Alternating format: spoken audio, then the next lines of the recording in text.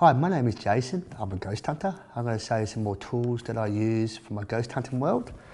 I'm going to show you this little device. It's called an EMF reader, and it tells you how much EMF is in the area. Could be from the spirit or could be from the house.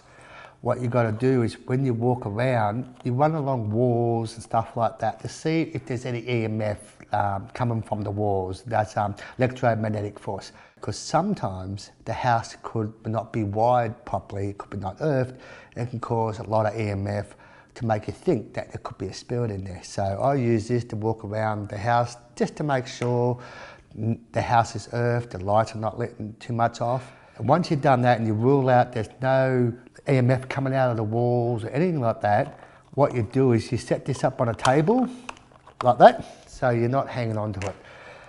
And you set this up to where it's got 0, 0, 0, and then after that you can ask it, can you raise the EMF on the tool that you're using?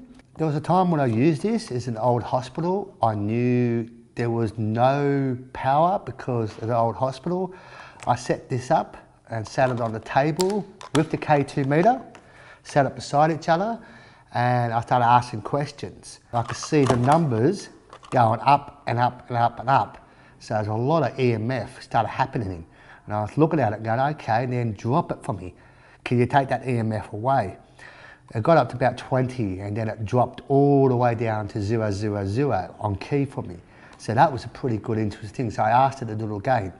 It raised it back up again. And I knew there was no power in this old hospital. So I couldn't say it was a power from the hospital because there was nothing at all. So that was a good little experiment with that. Seeing that the spirits can do a lot of EMF and gave me a sign to be able to tell me that they were right around me.